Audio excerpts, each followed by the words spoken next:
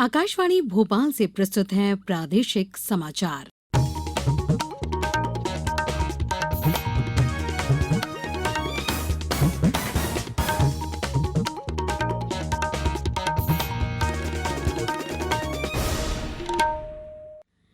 नमस्कार, समाचारों के साथ मैं पूर्वा त्रिवेदी। पहले एक अपील। देश कोविड टीकाकरण अभियान के अंतर्गत 150 करोड़ टीके लगाने की दिशा में निरंतर आगे बढ़ रहा है। कोरोना वायरस का नया वेरिएंट मिलने से चिंताएं बढ़ी हैं।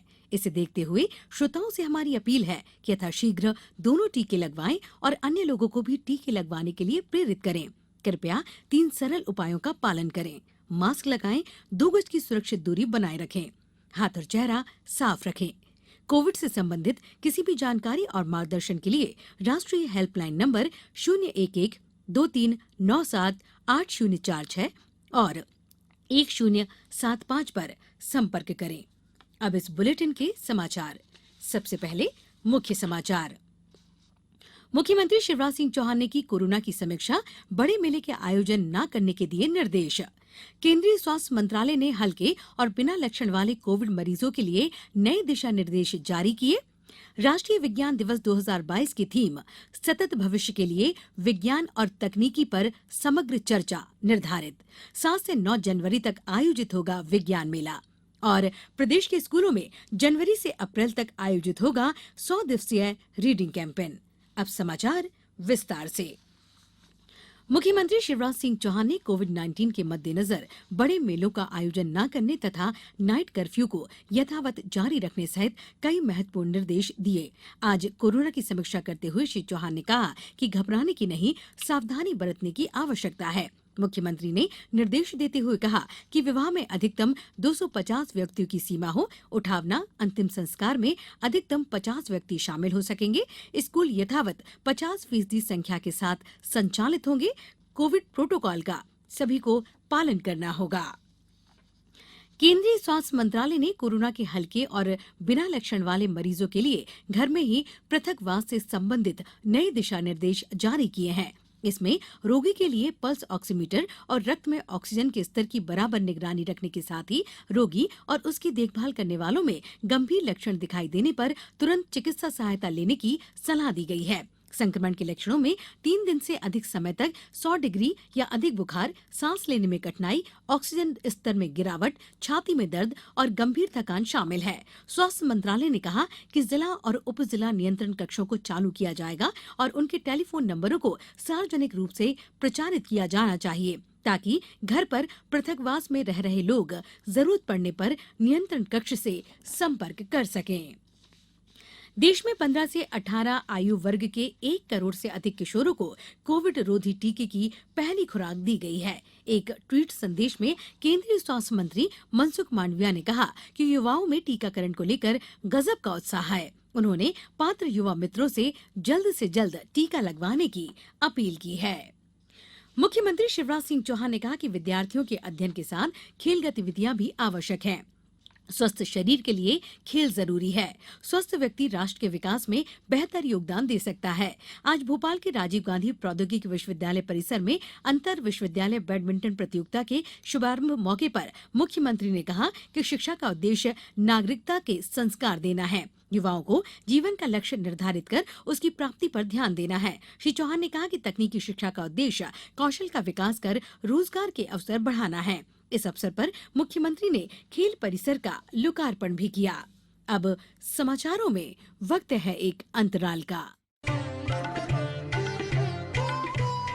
कोविड-19 से बचाव और सुरक्षित रहने के 3 उपाय। मास्क लगाएं, 2 गज दूरी है जरूरी, सुरक्षित दूरी रखें, हाथ और मुंह साफ रखें। ब्रेक के बाद समाचारों में एक बार फिर आपका स्वागत है। केंद्रीय विज्ञान और प्रौद्योगिकी मंत्री डॉक्टर जितेंद्र सिंह ने राष्ट्रीय विज्ञान दिवस 2022 की थीम की आज शुरुआत की। इस वर्ष की थीम है सतत भविष्य के लिए विज्ञान और तकनीक पर समग्र चर्चा। राष्ट्रीय विज्ञान दिवस पर हर वर्ष 28 फरवरी को रमन प्रभाव की खोज के उपलक्ष्य में मनाया जाता है। इस अवसर पर डॉक्टर सिंह ने कहा कि कोविड के समय में ये विषय अधिक प्रासंगिक हो गया है क्योंकि विज्ञान के प्रति जागरूकता बढ़ रही है। वहीं प्रदेश के विज्ञान और प्रौद्योगिकी मंत्री ओम प्रकाश सखलेचा ने आज प्रेस वार्ता में जानकारी देते हुए कहा कि 7 से 9 जनवरी तक भोपाल के जम्बूरी मैदान में विज्ञान मेला आयोजित किया जाएगा। मेले के माध्यम से स्टार्टअप, एक्विजिशन, इनोवेशन, बुदनी की लकड़ी के टॉय, चंदेरी के उत्पाद, छतरपुर की मिट्टी के सामान जैसे उत्पादों को बढ़ावा दिया जाएगा। अब समय है अमृत महोत्सव क्विज का। आजादी के अमृत महोत्सव के अवसर पर हम अपने श्रोताओं के लिए एक क्विज यानी प्रश्नोत्तरी प्रतियोगिता चला रहे हैं। इसमें मध्य प्रदेश में स्वतंत्रता संग्राम, स्वतंत्रता सेनानियों, प्रदेश के इतिहास, भूगोल, पर्यटन स्थलों और अन्य घटनाओं से संबंधित एक प्रश्न हर बुधवार पूछा जा रहा है।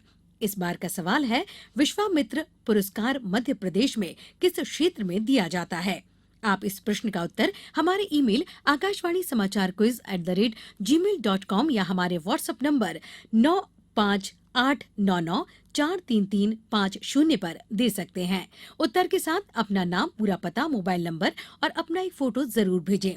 सही उत्तर देने वाले श्रोताओं में से भाग्यशाली विजेता का नाम अगले दिन गुरुवार शाम 7 बजे प्रसारित होने वाले समाचारों में घोषित किया जाएगा। इसके साथ ही विजेता का नाम और फोटो आकाशवाणी समाचार के सोशल मीडिया हैंडल्स पर भी साझा किया जाएगा। प्रश्न एक बार फिर सुन लीजिए। विश्वामित्र पुरस्कार मध्य प्रदेश में किस क्षेत्र में दिया जाता है? बच्चों में पढ़ने की आदत विकसित करने के लिए स्कूलों में इसी जनवरी से अप्रैल 2022 तक 100 दिवसीय रीडिंग कैंपेन का आयोजन किया जा रहा है। स्कूल शिक्षा और साक्षरता विभाग भारत सरकार ने 5 जुलाई 2021 को मूलभूत साक्षरता और संख्या ज्ञान के लिए एक राष्ट्रीय मिशन की शुरुआत की है। मिशन का उद्देश्य 3 से 9 वर्ष के आयु वर्ग के बच्चों की सीखने की जरूरतों को पूरा करना है। प्रारंभिक शिक्षा के महत्व को स्वीकार करते हुए राष्ट्रीय शिक्षा नीति 2020 इस बात पर जोर देती है कि प्राथमिक विद्यालयों में सार्वभौमिक आधारभूत साक्षरता और संख्यात्मक हासिल करना उच्चतम प्राथमिकता होनी चाहिए। इसके अलावा इसमें कहा गया है कि यदि सबसे बुनियादी शिक्षा यानी बुनियादी स्तर पर पढ़ना, लिखना और अंकगणित का ज्ञान पहले हासिल नहीं किया जाता है तो इस नीति का बाकी का हिस्सा हमारे छात्रों के एक बड़े हिस्से के लिए काफी हद तक अप्रासंगिक हो जाएगा। इसी संदर्भ में स्कूल शिक्षा और साक्षरता विभाग एक राष्ट्रव्यापी पठन अभियान शुरू कर रहा है जिसमें प्रत्येक बच्चा पढ़ना सीखे और उसके बाद सीखने के लिए पढ़ सके। अब कुछ समाचार संक्षेप में। छिंदवाड़ा जिले के बेरोजगार युवक युवतियों के लिए 1 दिवसीय जागरूकता शिविर का आयोजन 7 जनवरी को होगा। रायसेन जिले के सिलवानी में जब्त हुए 68 क्विंटल सरकारी गेहूं के मामले में 3 लोगों के खिलाफ FIR दर्ज हुई है। शहडोल जिले में कोरोना के 6 नए मरीज मिले हैं। जिले में एक्टिव केसों की संख्या बढ़कर 28 हो गई है। गुना जिले में सार्वजनिक वितरण प्रणाली के अंतर्गत माह जनवरी एवं फरवरी तक खाद्यान्न एकमुश्त वितरित करने के निर्देश दिए गए और सीहोर जिले में CBSE बोर्ड में पढ़ने वाली छात्राओं के लिए सिंगल गर्ल चाइल्ड स्कॉलरशिप योजना फिर से शुरू की गई है। इसे ऑनलाइन फॉर्म भरने की अंतिम तारीख आगामी 17 जनवरी 2022 निर्धारित है। इस बुलेटिन में फिलहाल इतना ही। नमस्कार।